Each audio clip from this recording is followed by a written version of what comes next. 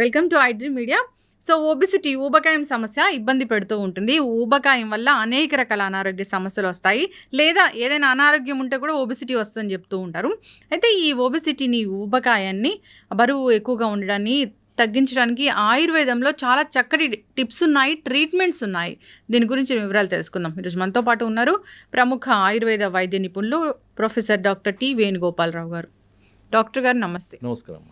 ఆయుర్వేద వైద్యం చదువుకొని చాలామందికి విద్యను బోధించి చాలామంది పేషెంట్స్ని క్యూర్ చేసిన అనుభవం ఉన్న ఒక పెద్ద డాక్టర్ మీరు.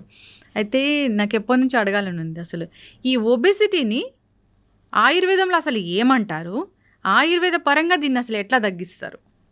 ధన్వంతరి అనమా, ముందుగా ధన్వంతరి మనము ధ్యానించుకోవాలి. ఆయుర్వేద మూల పురుషుడు, ఆయుర్వేద దేవుడు.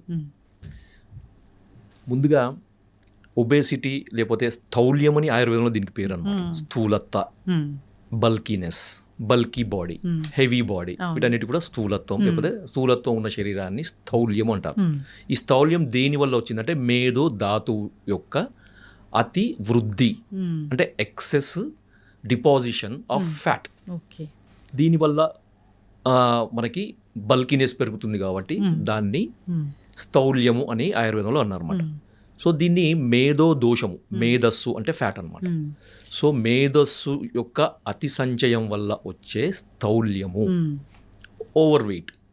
ముఖ్యంగా కొంతమంది చూడడానికి హెవీ వెయిట్ లేకపోతే చాలా భారీగా కనపడతారు, కానీ వాళ్ళకి ఫ్యాట్ తక్కువ ఉంటుంది. సో వాళ్ళది మజిల్ కంటెంట్ ఎక్కువ ఉంటుంది. వాళ్ళని మనం ఒబెసిటీ కింద తీసుకోవద్దు, అలా కన్సిడర్ చేయొద్దు. మేధో మాంసాది వృద్ధాత్ చలస్ఫిక్ ఉదరస్తనః. ఎవరికైతే మనకి బాడీ చెస్ట్ బాగా మనకి ఫ్లాబీనెస్, తర్వాత ఊగుతూ ఉంటుందో, తర్వాత తొడలు, చేతులు, తర్వాత పిరుదులు, ఇవన్నీ కూడా బల్కీగా అయిపోయి నడుస్తుంటే కదిలినట్టు, వేలాడినట్టు కనబడుతుంది. వాళ్ళని మాత్రం మనము స్థూలత్వం కింద తీసుకోవచ్చు. రెండోది, మనకి ఏదైతే ఎత్తును బట్టి, వయసును బట్టి ఉండాల్సిన బరువు కంటే ఎక్కువ ఉంటే కూడా మనము వాటిని మనకి ఓవర్ వెయిట్ కింద, ఒబేసిటీ కింద తీసుకోవచ్చు. సో ఒబేసిటీ కొరకు రకరకాల ప్రయత్నాలు చేస్తుంటాం. సో అవి ఎక్సర్సైజ్ పరంగా కానీ, మెడిసిన్స్ పరంగా కానీ, డైట్ పరంగా కానీ, ఈ 3 రకాల పద్ధతులను పాటిస్తూ చాలామంది ప్రయత్నాలు చేస్తుంటారు. సో కొంతమందికి రిజల్ట్స్ కనబడతాయి, కొంతమందికి కనబడవు. కానీ మనకి ఆయుర్వేదంలో ఈ ఒబేసిటీని డీల్ చేయడానికి రకరకాల పద్ధతులు ఉన్నాయి. దాంట్లో మెడిసిన్స్కి సంబంధించిన పద్ధతులు కూడా చాలా ఉన్నాయి. ఆ మెడిసిన్స్ కూడా చాలా ఉన్నాయి. సో దాంట్లో నేను దాదాపుగా ఒక 15 సంవత్సరాల నుంచి నా పేషెంట్స్కి ఒబేసిటీ అనేది, ఓవర్ వెయిట్ అనేది రీజన్ ఏదైనా ఉండదు. కొంతమందికి బై బర్త్ అంటే మనకి జెనెటికల్గా వచ్చే ఒబేసిటీ, రెండవది ఎక్కువ తినడం వల్ల వచ్చే ఒబేసిటీ, మూడవది ఏదైనా ఇతర కారణం వల్ల, ముఖ్యంగా థైరాయిడ్ లేదంటే పీసీఓడి ప్రాబ్లం, మెటబాలిక్ ట్రయాడ్ అంటారు అనమాట. PCOD, hypothyroidism, obesity.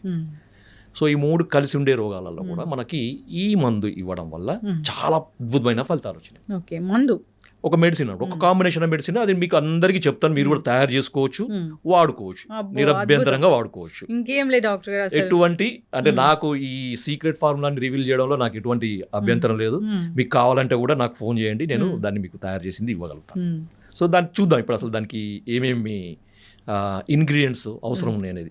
సో దీన్ని ఏమంటారు, ముందుగా దీనికి ఒక పేరు అయితే ఉంటుంది కదా ఆ కాంబినేషన్కి.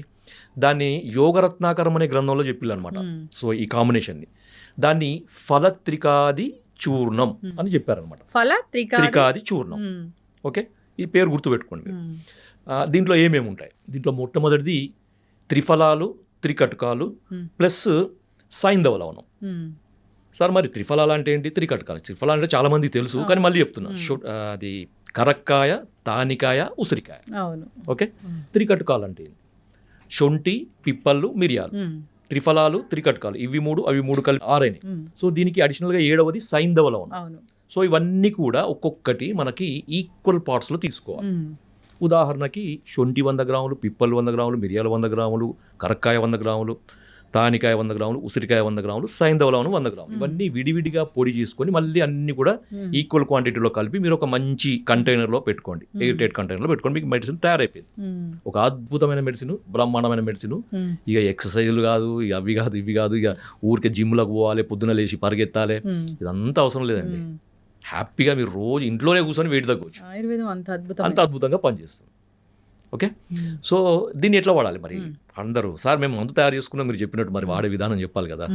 సో దీనికి ఏం చేయాలంటే, ఇప్పుడు మందు తయారైంది మనకి, దీని నుంచి ఒక 1/2 టీ స్పూన్ వెయిట్ని బట్టి, అంటే మనకి ఉండాల్సిన దానికంటే ఒక 20 కేజీల వరకు ఎక్కువ ఉన్న వాళ్ళు 1/2 టీ స్పూన్ తీసుకోండి, అంతకంటే ఎక్కువ ఉన్న వాళ్ళు 1 టీ స్పూన్ తీసుకోండి. 20 కేజీల లోపు ఎక్కువ ఉన్న వాళ్ళు 1/2 టీ స్పూను ప్లస్ దానికి ఒక 1 టీ స్పూను నువ్వుల నూనె కలపండి, మంచి నువ్వుల నూనె. ఓకే, కలిపి తీసుకోండి.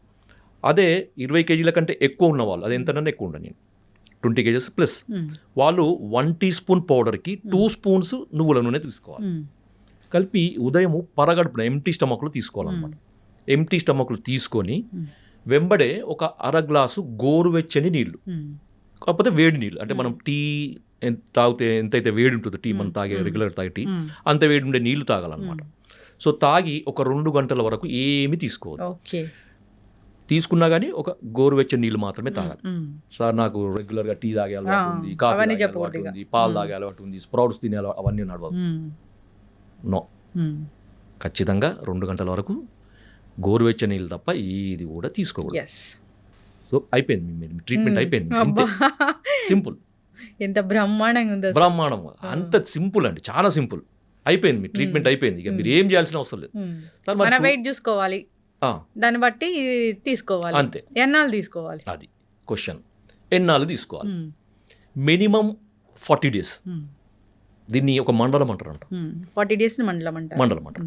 సో ఆయుర్వేదంలో మండల చికిత్సకి చాలా ఇంపార్టెన్స్. అది ఎందుకనేది మనం నెక్స్ట్ వాటిలో చెప్తాం. అదొక పెద్ద టాపిక్ అనమాట. ఒక మండలం తీసుకోండి, వెయిట్ చెక్ చేసుకోండి.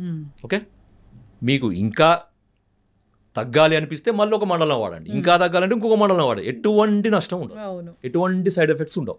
ఇంకా దీనివల్ల ఇంకా అడిషనల్ బెనిఫిట్స్ ఏంటంటే, కొంతమందికి ఈ అధిక బరువు వల్ల కొంచెం, అంటే కొంతమందికి ఏంటంటే అడిషనల్ ఒక 10 కిలోలు ఎక్కువ ఉన్నా కానీ వాళ్ళకి ఇబ్బందులు ఉంటాయి. కొంతమందికి 50 కిలోలు ఎక్కువ ఉన్నా కానీ ఇబ్బందులు ఉండవు. 50 కిలోలు ఎక్కువ ఉన్నా కానీ మెట్లెక్కి దిగడము, నడవడము, పనులు చేసుకోవడము, లేకపోతే వాళ్ళ డ్యూటీకి వెళ్ళి చేసుకుంటారు, వాళ్ళకి ఎటువంటి సమస్యలు ఉండవు. కొంతమందికి మధ్యలో పెరుగుతారు కదా కొంచెం సడన్గా, అంటే కొంతమంది డెలివరీ తర్వాత వెయిట్ పెరుగుతారు, కొంతమంది ఏదైనా బెడ్ రిడన్ అయ్యి ఏదైనా ఫ్రాక్చర్ వల్లనో లేకపోతే బెడ్ మీద పడిపోయి ఉండి ఫిజికల్ యాక్టివిటీ లేకపోవడం వల్ల వెయిట్ పెరుగుతారు కదా, వాళ్ళకి ఏంటంటే ఒక 10 కేజెస్ పెరిగినా కానీ ఏమవుతుందంటే ఆయాసం లాగా ఉంటుంది అనమాట వాళ్ళకి. సో ఈ ఆయాసం కూడా ఉండదు దీనివల్ల. ఇంకొకటి ఏంటంటే ఈ కొలెస్ట్రాల్ సమస్య కూడా తగ్గుతుంది అనమాట. So excess fat related, fatty acids related ఎటువంటి మెటబాలిక్ చేంజ్ బాడీలో ఉన్నా కానీ అవన్నీ కూడా తగ్గుతాయి. సింపుల్ సమస్య అనమాట. సో ఈ మాత్రం చేయండి, మీ ఒబేసిటీ సమస్య 100% ఖచ్చితంగా తగ్గుతుంది. దీనికి కూడా ఇది మందే కదా, దీనికి పథ్యం ఉంటుందా? ఈ పథ్యం ఏంటంటే, మీరు ఈజీగా తేలికగా జీర్ణమయ్యే ఆహార పదార్థాలు తినండి. ఓకే, అంటే ముఖ్యంగా ఉడకపెట్టి చేసినాయి, అది ఏదైనా కానివ్వండి, ఇడ్లీ కానీ లేకపోతే ఉప్మా కానీ, లేకపోతే మనకి సూప్స్ అంటారు కదా, ఇప్పుడు మనం సూప్స్ అంటున్నాం, కట్టు అంటే కంది కట్టు కానీ, పెసర కట్టు కానీ, శనగ కట్టు కానీ, సో కట్టు చారులు అంటారు మనకి. సో ఈ కట్టులు తాగొచ్చు. సో దాంట్లో కొంచెం సైంధవ లవణము, కొంచెము టేస్ట్ కొరకు మీరు నిమ్మకాయ రసం పిండుకోవచ్చు, కొత్తిమీర, లేకపోతే కొంచెం కారం కొరకు మిరియాల పొడి, నల్ల ఉప్పు, ఇలా మీకు జీలకర్ర పొడి, మీకు కాంబినేషన్ మీకు ఏది నచ్చితే, ఏ విధంగా మీకు టేస్ట్ నచ్చితే అవి కలుపుకొని మీరు తాగొచ్చు. ఒక పూట మీరు మామూలుగా భోజనం చేయొచ్చు, ఒక పూట మీరు ఈ కట్టుచారు తాగి మీరు రోజుకు 2 సార్లు మాత్రమే ఫుడ్ లాగా తీసుకొని మీరు చేసుకోవచ్చు. సో ఇట్లా చేయండి. మీరు ఏమైనా నీరసం అనిపిస్తే ఇంకా ఏమైనా ఫ్రూట్స్ కానీ తీసుకోవచ్చు. కొంతమంది ఉపవాసాలు అయితే అవసరం లేదు, ఉపవాసం పూర్తిగా కడుపు మాడబెట్టుకునేది, ఎండబెట్టుకునేది అయితే అవసరం లేదు. మంచిగా హ్యాపీగా తినండి, వెయిట్ తగ్గండి.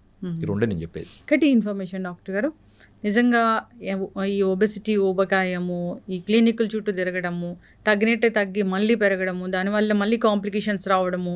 సో డైట్లు చెప్తారు, ఒకటేసారి డైట్ చేంజ్ చేసుకొని మళ్ళీ తగ్గి మళ్ళీ బరువు పెరిగే వల్ల మొత్తం మెటబాలిజం అంతా డిస్టర్బ్ అయిపోతూ ఉంటుంది. దానివల్ల రకరకాల అనారోగ్య సమస్యలు వస్తూ ఉన్నాయి.